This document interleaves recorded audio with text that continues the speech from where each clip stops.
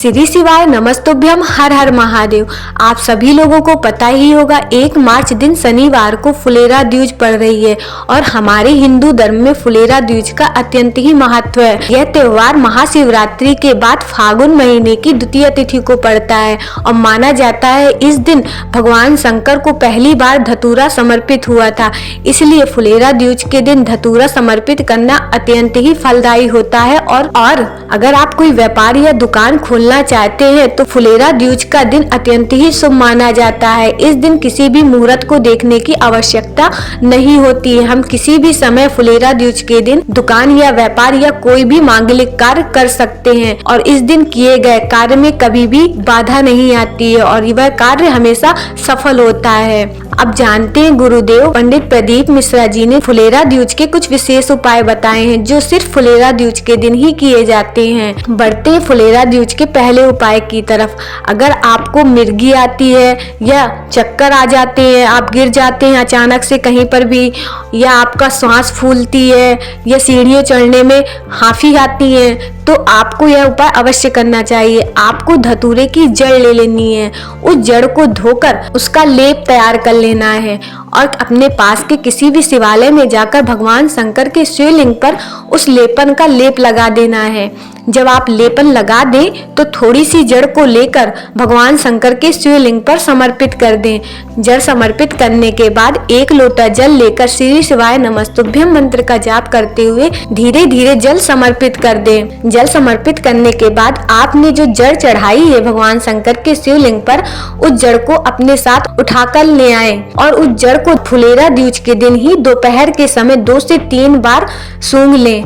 ऐसा करने से आपको कितनी भी मिर्गी की समस्या हो या चक्कर आते हो या हांफियां आती हो, वह तुरंत ही समाप्त हो जाएंगी। अब बढ़ते हैं अगले उपाय की तरफ। आप सभी लोगों को शायद पता हो महाशिवरात्रि के दिन व्यापार की तरक्की के लिए गुरुदेव ने एक विशेष उपाय बताया था।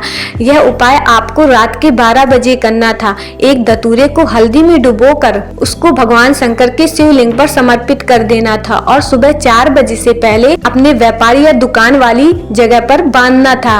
ऐसा करने से व्यापार में उन्नति होती है। अगर आप यह उपाय नहीं कर पाए हैं तो फुलेरा द्विज के दिन आप किसी भी समय उस धतूरे को अपने व्यापार या दुकान वाली जगह पर बांध लें। ऐसा करने से आपके व्यापार में चौगुनी वृद्धि होगी और आपका व्यापार कभी रुक नहीं पाएगा। अगर आपके जीवन में बहुत कर्जा बढ़ गया है, आपके यहाँ लक्ष्मी का कोई आवागमन नहीं है, आप परेशानियों से घिरे हुए हैं और आपको समझ में नहीं आ रहा मैं ये कर्जा कैसे चुकाऊंगा, तो आपको धतूरे का ही एक दूसरा उपाय अवश्य करना चाहिए। आपको एक धतूरा लेना है और किसी भी बेलपत्र के वृक्ष के नीचे पार्थिव शिवलिंग का निर्माण करना है और जब आप पार्थिव शिवलिंग का निर्माण कर ले, भगवान शंकर की पूजा आराधना कर ले, तो आपको एक धतूरे को हल्दी में डुबोकर उन पार्थिव शिवलिंग पर समर्पित कर देना है।